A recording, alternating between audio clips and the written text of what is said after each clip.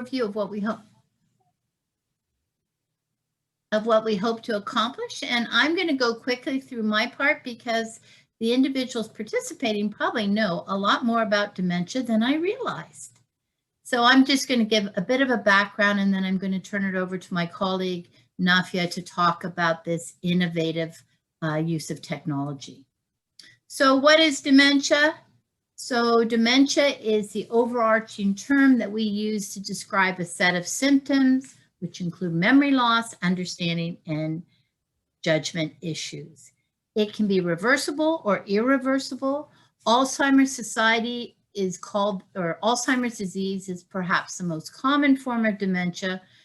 Perhaps we estimate about 60% of all dementias are Alzheimer's disease. Again, this is a series. Dementia is not a disease, but a set of symptoms that describes a series of diseases. So you see down below all the different types of diseases, and they all have different ways of manifesting themselves in individuals. Although the Alzheimer Society is called the Alzheimer Society, we really should be the Dementia Society because we support persons with many different types of dementia. Some of the common warning signs that you will see for people who have issues with dementia are listed below. I think that, it's interesting because sometimes people begin to have issues counting money or their behavior changes. It's not always memory loss. And not every person will experience all of these signs of some type of cognitive progression or impairment, but these are often associated with different forms of dementia. So the statistics today, we have about 600,000 people living with dementia in Canada. And this is why it's so important that we look at innovative ways to support these individuals. And we know that number is going to increase over the next 30 years as our baby boomers age and become seniors. Well, they're all getting very close because I'm the tail end of the baby boomers. That equates to about 250,000 individuals in Ontario and about 11,000 in Hamilton. And we know that for every person with dementia, there are at least 2 others impacted, be they friends, spouses, adult children. The estimated cost to our Canadian economy is $12 billion a year, and it is going to only increase. Some other statistics for your benefit is that, of course, the biggest risk factor for developing dementia is age. And we know that if we live to be 85, 1 in 3 of us will have some form of cognitive impairment. The other thing that people don't often realize is that 15% of all dementias occur in individuals who are younger than 65 years of age. More women have experienced dementia than men, and we're averaging about 76 new cases every year in Canada. If you work with long-term care, and that's one of the things that I'm so excited about the project you're going to hear about, approximately 80% of all residents in long-term care have some form of dementia. So what is research telling us? Research is telling us that there are lots of things that people living with dementia can do themselves to enhance their quality of life.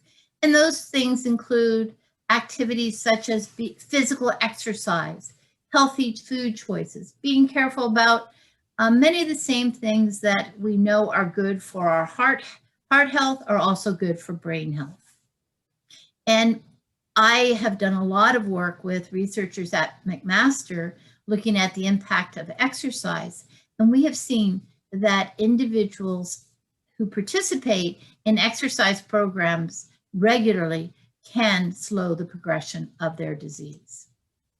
But now there are also some new technologies that are helping persons live better with the disease.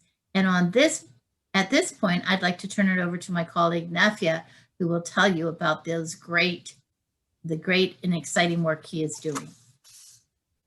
Well, thank you, Mary, for such a wonderful introduction, and the few slides basically paved the way for my set of slides. Also, I would like to thank Ron for having me today, and I hope that by the end of this presentation, we will be able to share with the viewers and the attendees that what I would like to pass, how critical is this disease and the impact of this disease, but also the potential to have to look into many innovative technologies and many ideas to improve the life, not only of the people suffering from this disease, but also from the caregivers, from the family members. And that takes me to the heart of why I'm involved with this project. As Professor Zing mentioned, originally I was like, the area of power station and smart grid. And based on personal experience with my mother, I decided to change the way I want to continue my research and work for the rest of my life and dedicate it only to this area because the impact is huge. So one of the things that I would like to share with you, one of many things we are looking at, is the impact of light on the life of people suffering from dementia. But let me go from the big picture. The impact of light, first of all, on seniors in general. There are two components that impacted the seniors with respect to light. First one is the vision. And as we get older, we're gonna need more light intensity to help us see clearly. And that will add it up to maybe 2-3 times of the regular or our younger years. So by the age of 65, 70, we will look at things and they look darker compared to when we were at the age of 30. So the light intensity and the amount of light to be provided to help seniors in general is so important. There is also another aspect of that, and that is the glare and the reflection, which would result into many, I would say, negative outcomes from like falls to injuries, etc. And I'm talking about personal experience. I had my mother a couple times. She fell because she couldn't find her way to the chair just because of a little bit of dark spot or a little bit of reflection from the floor. The next slide, Mary, please. The other component that has the impact of light on seniors is the reverse sleep cycle. What happens in a nutshell, or in very basic words, people who are in their senior lives, their clock, their biological clock in controlling their sleep pattern, in most of the cases, specifically people suffering from dementia, will get out of sync. And that will result into almost turning their life upside down. Their day will be night and their nights will be day. And again, looking at my previous experience, personal experience with my mother, and talking to so many people, this will result in huge burden on everyone. First of all, the person himself, because suddenly his life pattern and his hormones and his work, ability, etc., will start to go into very deep free fall almost. Then the burden on the caregivers and the family members. You need to look after these people, and then suddenly they are awake all night. And that means that you will be exhausted by the end of that night and will not be able to proceed with your regular daily routine. And that is what we are trying to resolve in this project. Next slide, Mary, please. So with that in mind, as far as seniors, the problem getting more complicated with people with dementia, because the confusion that will result from these negative outcomes and the depression and the psychology on that person. So there is a lot of stress on them, whether it's their physical mobility. There is a lot of confusion when they are looking at glare and reflections, and potential, as I mentioned, the falls, but also the stress as far as mental stress and resulting in depression. And now when you are trying to treat depression, you end with another, like, dilemma, which is, do you treat it with pharmaceutical, or do you treat it with other means? So you can see that the problem suddenly started to expanded and started to take over other challenges in the health of these people. Next one, please. I just want to interject here, Nafia, that one of the common behaviors that we help families deal with is called sundowning. And that's exactly what Nafia is talking about. When the sun starts to set, we see an increase in behaviors as people become disoriented or anxious about the changing light.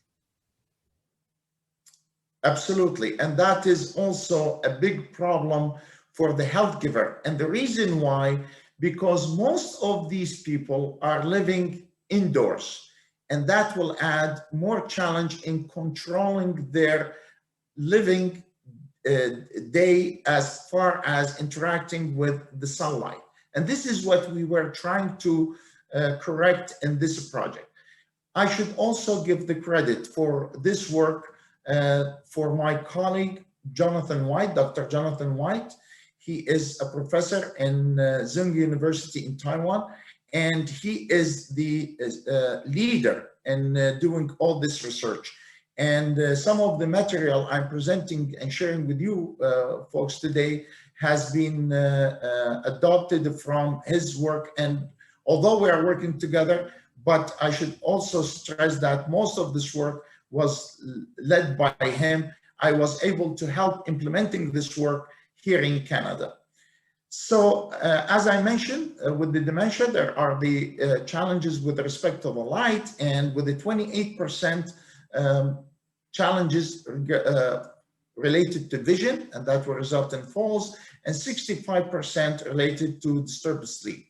Now, why this problem will get more complicated? Well, if you look at the two graphs at the bottom, the one on the left, it shows the layout of our photo sensors. When we are trying to look at any image, our photo sensors and the cells in our eyes, the neurons, are receptors for three kinds of lights, which is the red and the green and the blue, which are the essential colors to achieve or to combine any color you are looking for. But recently, the scientists discovered another set of cells. They are not responsible for any of these pictures or for sighting. These cells are almost controlling the clock, whether it's day or time or night, and that these are the PRGC cells. Moving to the graph on the right hand, it shows the spectrum, frequency spectrum for these lights. Let me take you one step at a time. First of all, you can see that there is a red curve, and there is a green curve and the blue curve. These are the frequencies we need them to ensure that we will have the proper vision. When we combine them all together, you will find the purple color curve, which is what we see from a CFL or from LED. Now, if you look carefully, you can see that wavelength resides on 550 nanometer. However, as I mentioned, the PRG cell, they are responsible for our clock, and they are residing around the 480 nanometer. And if you look at the gray curve, it shows the color, the frequency coming from the sun. So when we are looking at the gray curve, we can see that the PRGC reside at a high level within that curve, which means that they are triggered and they are controlled and synchronized with the sunlight. But when you are going to the 550 nanometer, you can see that there's none of these cells in terms of activated, and that is from the spectrum of the gray color, of the purple color. What we are trying to do then, we are trying to create in this lighting system, in this dynamic lighting system, to mimic the sunlight and to ensure that we will be able to control the PRGC cells. That's in a nutshell what we are trying to do. I don't know if there is any question at this stage, or I can move on. So may I ask a question? Please. So you mentioned CFL. What about the other type of lights? This is any industrial light will reside around that spectrum. Like basically they are running around 540, 550. We looked at LEDs, we look at CFL, and they are within that spectrum that you can see on this screen or on that graph. And that is the problem. The problem that when you are trying to generate the white light using LEDs or CFL, you will reside within the frequency that will be far away from triggering the PRGC or synchronizing the PRGC to tell the brain that we are in daytime or nighttime. Okay, thank you. However, the sunlight will do that. Like, you know, Mother Nature is taking care of that without any trouble.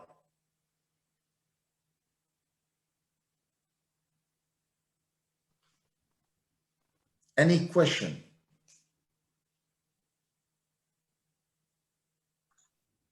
I might have questions later on the graph, but I'd rather have you go on and then I come back and see Sure, when I need to understand better. Sure, let's go on.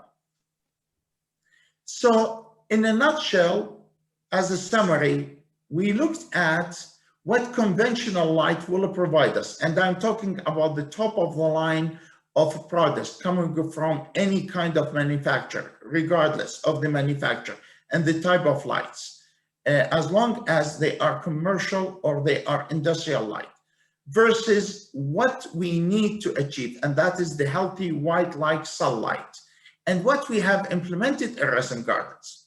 So when it comes to vision and to avoid the glare, all these lights will provide that, especially if the surface is reflective. However, when we are trying to look at a daytime or we are going outdoor, that amount of light will minimize the impact of the shadows and the glare. So when you are in a room with some kind of granite floor or some kind of plastic floor, you will see that glare. You will see that shadows on the floor. However, when you go outdoor, that glare will be gone and the shadow will be gone. In our case, and I will show you the picture, we are using indirect lighting by adding these lights in the cove and in the baseboard to avoid all the kind of glare or reflection. And that will help the vision. Also, we are increasing the lumen for these lights. If you look at point number 2, wherever you go and test these lights in conventional retirement home, you will find that they reside between 200 or 300 lux. And the lux is a unit to measure the light intensity.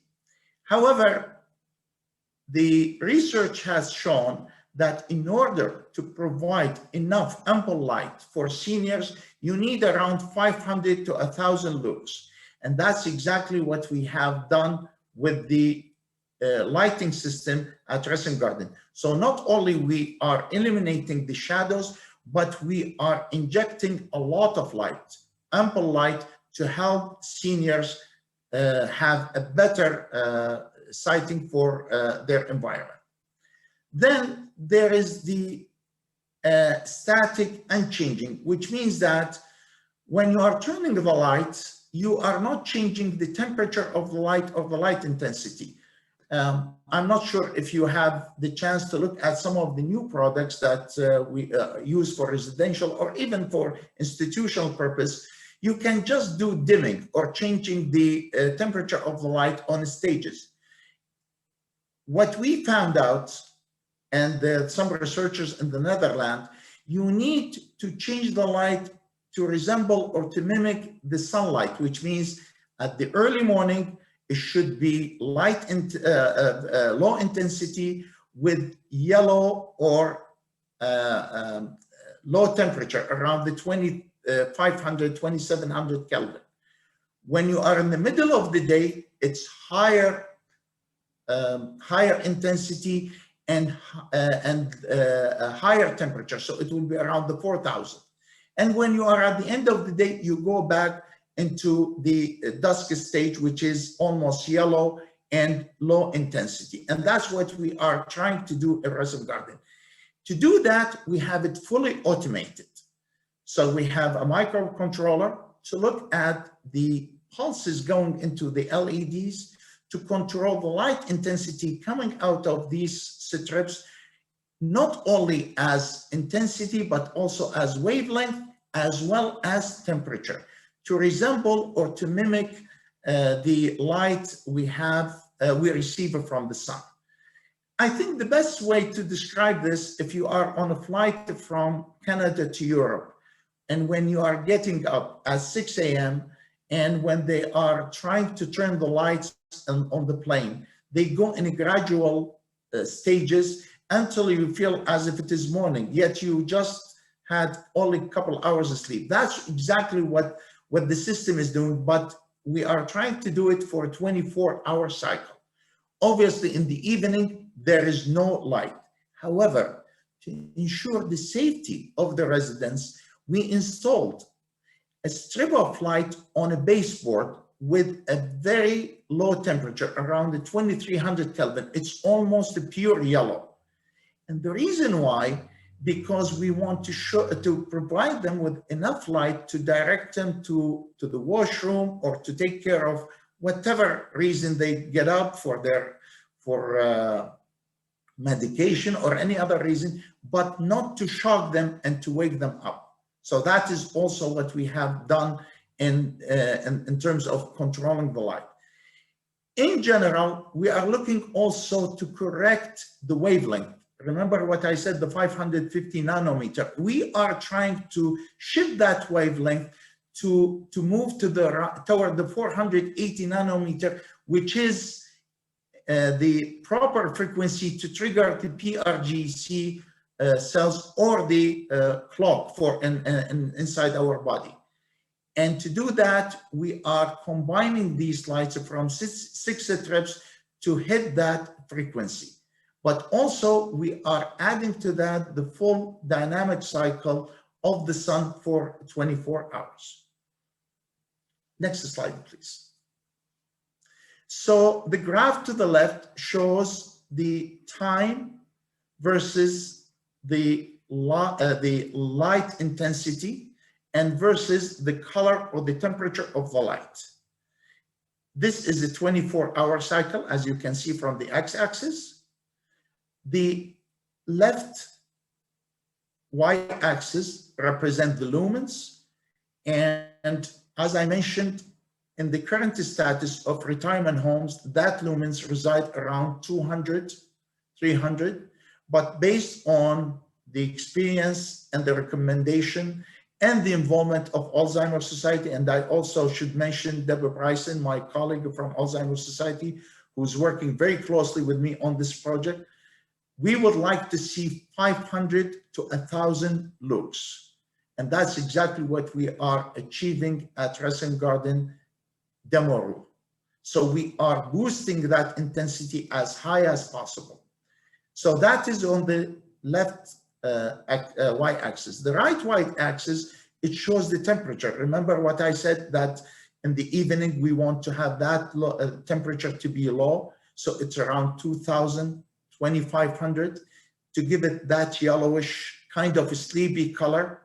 And when you are in the middle of the day, when they are having their lunch, you want to boost that light as high as possible in temperature, up to 6000 Kelvin. So when they are eating their lunch, they are fully awake. They can get that boost of energy as if they are living on a farm and they are in the middle of the day enjoying their daily life. The block diagram to the right shows the major components of that system. I will skip that one unless if someone is interested. My background is electronic engineer, so I will be more than happy to share any information about that part. So next slide, please, Mary. This is the picture of the demo room we have at MIP for SM Garden. MIP is McMaster Innovation Park. And you can see how clear and the contrast of all the furniture in that room. And I'm not exaggerating, and Mary can vote for that. When you are inside that room, the feeling is totally different, even from the picture. It's amazing how relaxed and how like your ability to see all the kind of fine details and not having any problem to read any fine prints or any kind of, let's say, small details within your environment, and yet not to feel any stress and not to feel any headache. I would like to bring to your attention the cove sitting at the top of the walls. This is where we have the strips of lights reflecting to the ceiling, and at the baseboard, unfortunately, it's not that clear, but if you look at the white baseboard, this is where we have the other strip of light that will be triggered by motion sensor during the evening, helping the residents to move or to travel to their to the washroom. Next one, please. So, in conclusion, the dynamic light system will help to manage the normal aging changes, the challenges, especially with respect to sight. And that is from glare to shadow to be able to see clearly. This will result into reduction and prevent falls. This will result into improving the personal behavior. This will result into improving the mood. And this will result into controlling and synchronizing the clock for these people. And obviously the consequences will be reduction for the caregiver and the family members in terms of burden and stress. Where are we now with this project? We have the demo room, and so far we are looking at a very, I would say, reliable system. We have been running it for almost 14 months. Not a glitch, not a problem. So electronic and hardware is working well. We are looking into installing 2 of these systems in one of the facilities here in Hamilton to study more or to learn more about it. And for the facility, Resin Garden, we are planning to install the 6 bedrooms, 6 suites with that kind of lighting system, so we can learn more about it and optimize it. And this is where we need some, I would say, grad student researchers who can see the value of this kind of area in terms of impact on society, as well as impact on the people who we know close to us. I'm pretty sure that most of the audience would have 1 or 2 relatives who is suffering from this disease. So it's basically a challenge for all of us, and it takes more than a village to look after a senior. That's absolutely a valid statement I found out over the past 10 years. And I thank you. And if any question, I'll be more than happy to answer. Thank Would you like me to stop sharing the slide, or do you want to go back to some of the slides? A question for me or for? For the group. Yeah, okay. Yeah, probably just leave this on just in case that Nafia needs to go back to the earlier slides. Okay, thanks Mary and Nafia for the excellent presentation. So if anyone had any question, feel free just unmute your mic. But if you have difficulty in doing so, you can post your question in the chat box. I will relay to the audience. I have a question. It's Paula. So this is great research. I'm so excited to see it. I do collaborative design, as Mary knows, using different technology. But I have two questions. One is about your design process. Do you work with older adults, and how do you work as an interdisciplinary team? And the second is about outcomes. Have you been able to measure any of these outcomes on mood, for example? To sort of create some demonstrable results? I assume this is questions for me, both of them. Yeah, for whoever wants to answer, yeah. Okay. Thank you for these are great questions. So to answer the first one, when we put together this research, it was, believe it or not, through collaboration with Dr. White in Taiwan. And we built the whole system despite all the challenges with COVID-19. I'm very proud that the persistence and the passion we had, both me and Dr. White, resulted in whatever you see now. And with the support of Alzheimer Society and Mary personally, she believed in the whole process. That helped us a lot to move forward. So to answer your question, the first one, this has been implemented in Taiwan. We are the first, to my knowledge, Mary, you can correct me, please. We are the first institute or Canadian identity who are adopting this research. Where else it has been adopted? Netherlands, there are a couple of groups. And now recently, I learned that in China, they are also trying to add some of these technologies.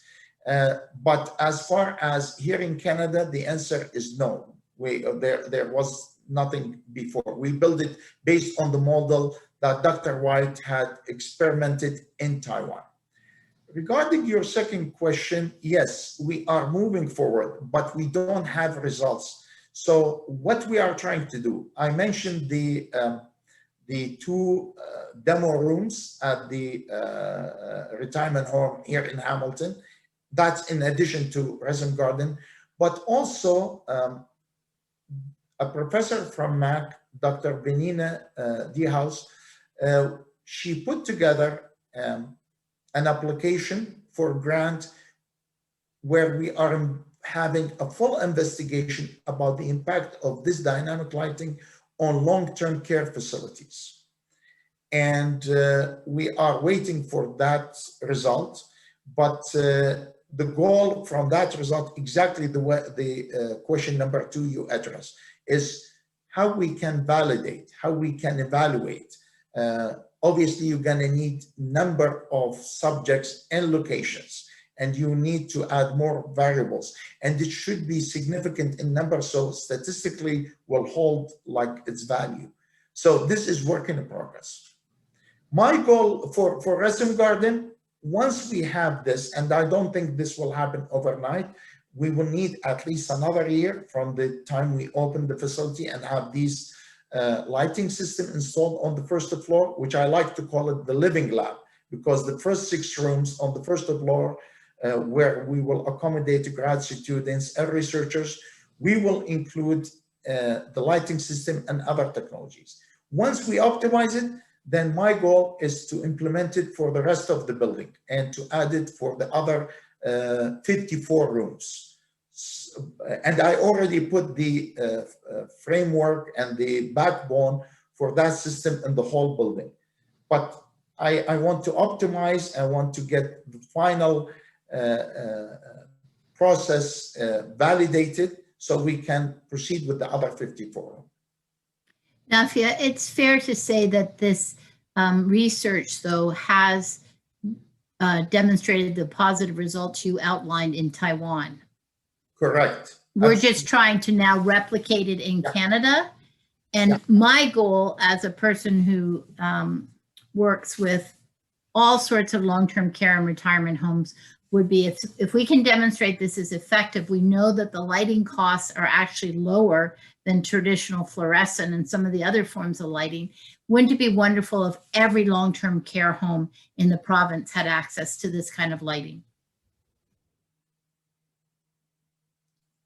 Paula, if you have a chance, and I would like to take like an opportunity here and to invite whoever from the attendees who is joining us, I will be more than happy to have you visit the demo room. And no matter what I will describe, it will be totally different experience when you sit in that room. Sure. Yeah.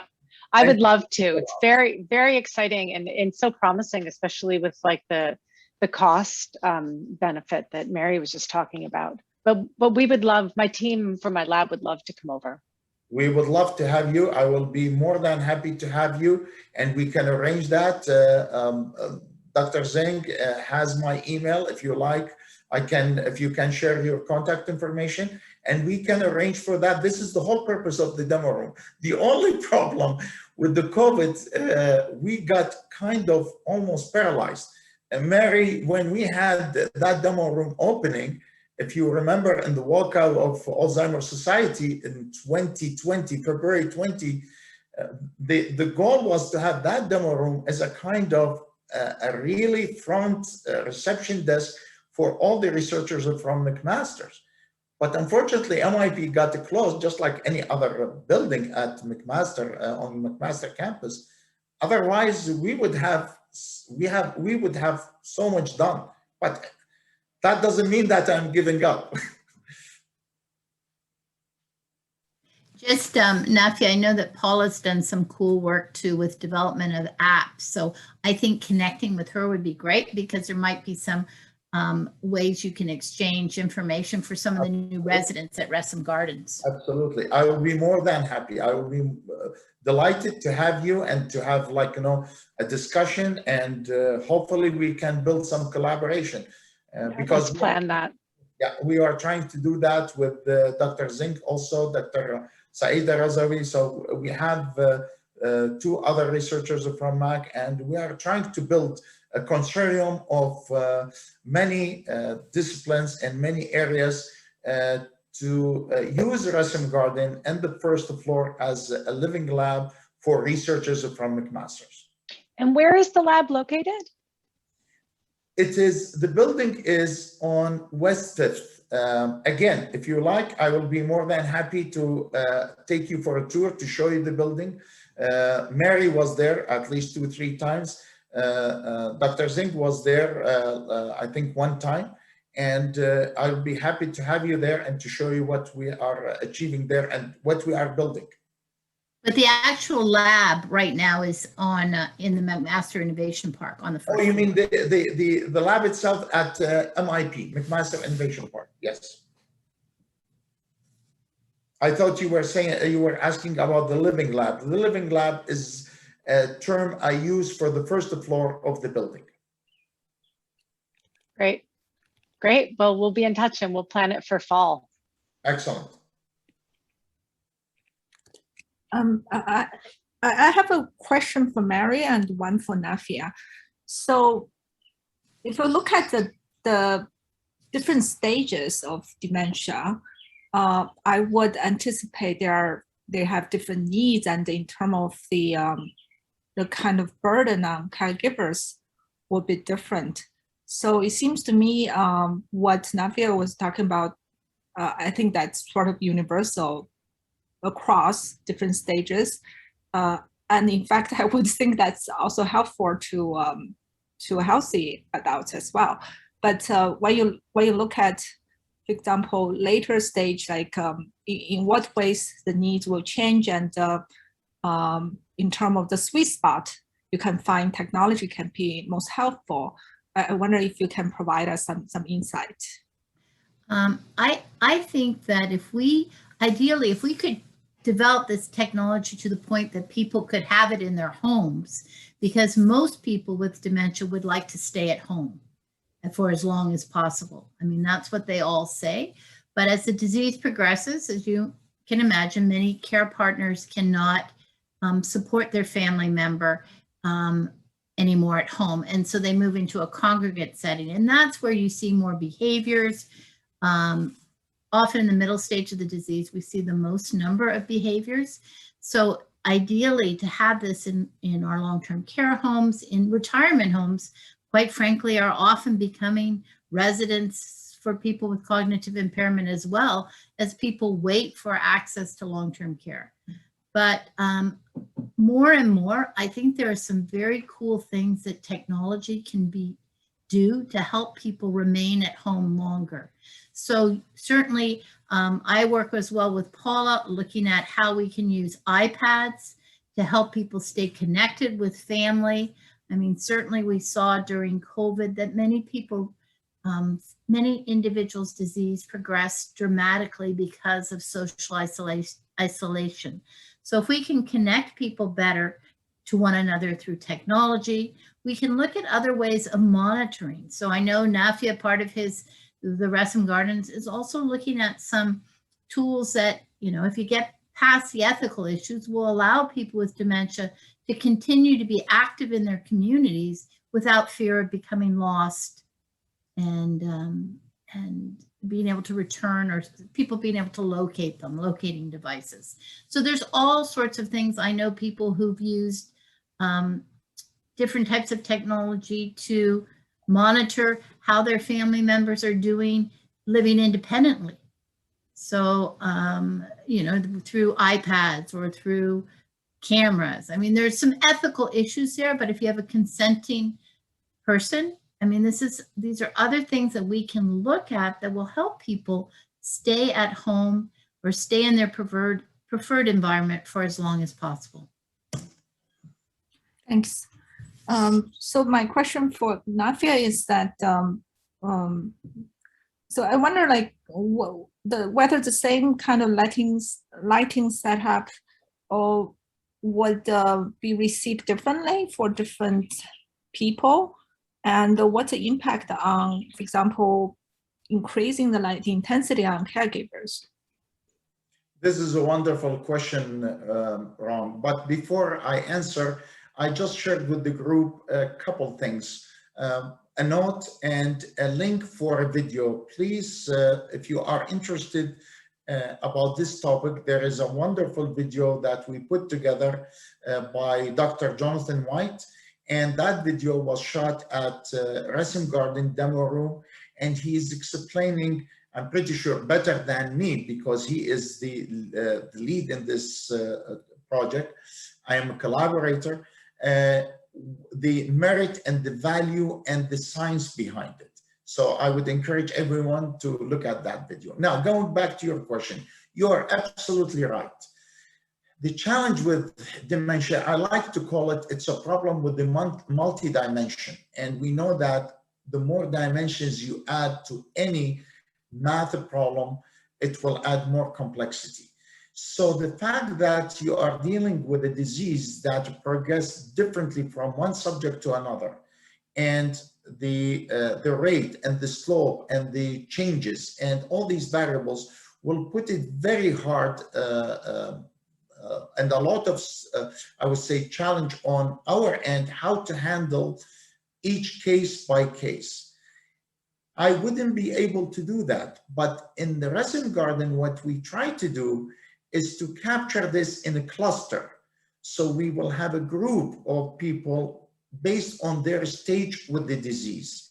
And based on their stage of the disease, we will have the service as well as the layout of the building and the exercises and the environment. To be more specific, the building consists of 4-story building. So on the first and the second and the third, we are talking about simple early stage to, I would say, something mid stage. On the fourth floor, that is the advanced stage, which is the most challenging one. Obviously, you have to provide an environment for each stage different from the other, not only for the lighting, but also for the healthcare as well as other activities. To bring it closer to the group, on the first and second and third stage, we have what we call serveries, where we have a kitchen where people will be able to walk in and help in preparing some meals, helping to prepare, not to cook.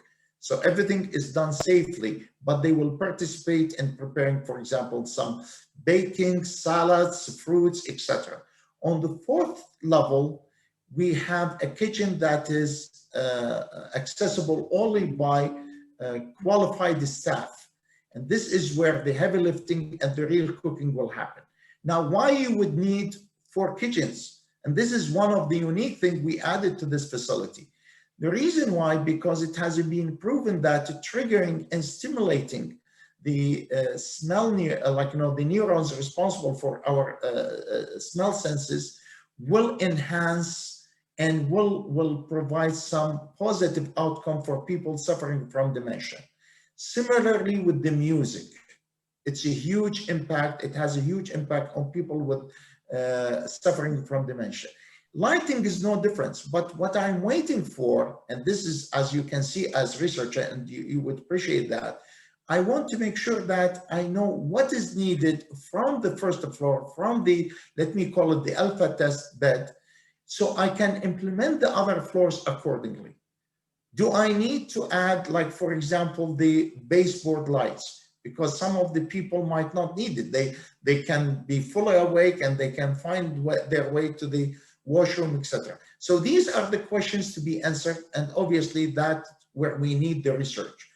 And that is what part of it, we hope to get the answers through Dr. Vanina's grant. I see George has his hand up, sorry. Yeah, thank you.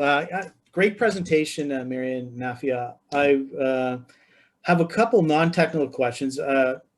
I'm interested in research in sleep. We're doing a study at the Jarrah Center with frail older adults, and we're examining their sleep patterns. So a couple questions I have are, what is the percentage of people living with dementia that have reverse sleep cycles? And do people, the older adults with sleep issues, disturbances, are they more likely to develop dementia, or does dementia cause the sleep issues? Great questions. And I can't tell you the percentage of people with dementia who have sleep issues, but I do know that people who experience sleep issues are more at risk for developing dementia, just as people have issues with brain injury or mental health illness, or it's just another factor. They're suggesting that, you know, a sound sleeper supposedly has less risk, but I have to tell you, my dad slept like a log and he developed dementia at 85. So as Nafia said, you meet one person, but my understanding is poor sleep is a risk factor for developing dementia, George. Yeah, because we're doing exercise training in frail older adults, and we're measuring sleep patterns. So if exercise improves sleep patterns, it may also help with other issues. So that's why I was really interested in that. But thank you, Mary. Cool. The other thing, I don't know if any of you are interested in this, but I know that in speaking with the people we serve, they would love to have a research project that looks at how we use Siri, for example, to remind people about taking their medication or things they might need to do. Or Paul is working on some cool apps, but an app that reminds people how to do the laundry. Or, a lot of people are using their smartphones now, people in the earlier stages of the disease, to help them remember things and outline strategies for living well with the disease. I would like to take the easy question. So thanks, Mary, for taking care of you're absolutely right too. Based on my basic understanding, healthy sleep, good sleep will be a preventive measure for dementia. And unfortunately, it's a kind of avalanche effect. If you have dementia and you have poor sleep, that will have a double, triple effect. And again, I'm talking from my personal experience through my mother and talking to Jonathan. Jonathan has the same kind of challenge because he lost his mother for dementia. This is where we kind of join forces because we understand the impact of the disease firsthand. The percentage is around 65%. That is the percentage of potential reverse cycle for people dealing with sleep deprivation from dementia and suffering from dementia. That's the numbers I got from some of the papers. We had a client this year whose daughter would go over to the apartment building every night and sleep in her car because her mother would wake up and go out. Can you imagine? And finally, we were able to put in 24-hour respite support, and this person's now in long-term care. But that's the type of experience that care partners have supporting people who have these sleep disturbances. Sorry, did you say 50%, Nafia? 65. 60, 65. Yeah. That is a huge problem. Wow. That's a huge problem. I can tell you again from personal experience. We tried to look after mom, and one morning she was with my sister and at her house, and they woke up and they couldn't find her. To make the story short, they found her 4 p.m. And she was bleeding and injured, and she doesn't remember how she left the house. And you can hear these stories, and we were so fortunate because some of these ends in tragedy, to end the freezing or to end in a ditch, and the dilemma goes on and on. The more challenging to that is the burden. Imagine if you have a floor with 20, 30 people at a retirement home. The only thing you need is one person just to get up and try to ask for breakfast 2 a.m. and yell and scream he wants or she wants their breakfast. What's going to happen to the other 18? Well, I can guarantee you that half of them will wake up and they won't take breakfast. That is the problem. The health givers are totally stressed out with this challenge of sleep deprivation or reverse sleep cycle. And if you are talking about family members, I shared that with Mary before. It was a huge burden for us to stay all night looking after mom, and the next day you have a full day job. Yeah, so getting that under control, if it's possible, would be a huge benefit to people living with dementia and the staff. Exactly. And this is why we are so hopeful and working diligently, because this is a natural way. You are kind of trying to resynchronize their clock using Mother Nature instead of using any kind of medication or any kind of therapy, etc. Just bring that sunlight inside the house, inside their environment. Let's remember, folks, these people, they might not be able to see outdoor for year after year. Maybe, if I don't say year, at least a month. And especially now with the COVID-19, that dilemma started to be more, I would say, obvious, huge. So if we can do anything to automate that lighting system indoors, I believe it will solve many problems. It will change at least attitude. I know that, for example, when you are waking up and you have a cloudy day from the window, you don't feel like you want to do anything. So imagine these people day and night in that room. I'm just wondering too, I know we're at the hour, but I'm wondering too about over-medication or self-medication that comes with sleep deprivation, which we know is a great problem.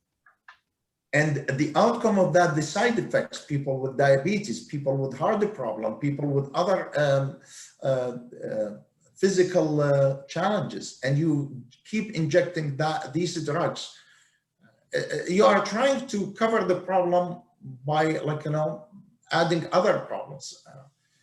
So the two places that Nafia, besides the retirement home, Reston Gardens, which is going to be a model in the area of great dementia-friendly, dementia-designed building, living environment. The two other spots are both long-term care homes that are having responsive behavior units or specialized units for people who are experiencing more responsive behaviors. So if this takes off, I'll tell you, it's going to have a huge impact.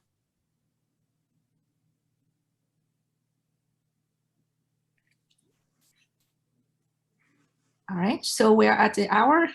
Is there any short and burning questions? Yeah, I have one like a random question. Like since you talk about the light effect on the people, so especially for the sleep, I'm thinking like, is there any news or research about the sound? For example, in my personal experience, if I have some problems at sleeping, I might play like the sound of the frog from my phone, and it actually helps me. So yeah, that's my question. Is there any like do you have any knowledge about the sound effect? The sound, I don't have knowledge about that specific area. However, I visited one of the, I would consider to be the world model for dementia care. It's called the Dutch Village. It's located close to Amsterdam, about 45 kilometers. And they rely on music a lot as part of their therapy. In fact, they call that activity the music club. So they have their resident connected or working or enjoying the music during the day to help improve their mood and to help improve their stimulus as well as sleeping. That is the only place I am aware of. And the Alzheimer Society does have a loaning program of iPads or iPods or MP3 players that we load with music that is familiar to the people. So it could be in Polish, or it could be from the 30s or the 40s. And there's a great video. If you Google Henry, you'll see a wonderful video that shows the impact of music, how it actually activates the brain. Thank you very much. Yeah.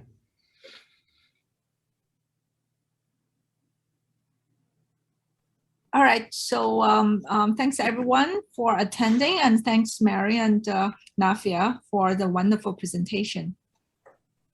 So I have posted the several links, and Nafia also provide the YouTube link, and feel free to check it out after. Actually, I will send you also another link, because while we were talking, I remember that I had a video of a very famous Spanish ballerina who is suffering from dementia. After 30 years, there was a music played for her about, and she was a professional ballerina. She handled big shows in the US and in Europe. And while she was in her retirement home, someone played that music for her, and suddenly she turned to another ballerina, another person, and with the move and the gesture, exactly how the music was playing.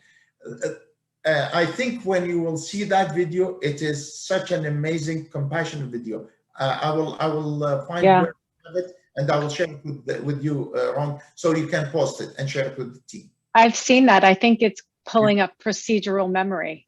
Yeah. Yes. It's amazing. Yes. It is mind-boggling. Amazing. It is amazing. Like every time I see it, my hair goes up, and my hair, and my emotions, I look at it, unbelievable what the music can do to someone who is totally paralyzed. All right, so that's all the time we have for today. And thank you, and have a nice weekend. Thank you. Thank you to the presenters. It was just fantastic. Thank you. you. Thank you. Okay, bye. Bye-bye. Bye.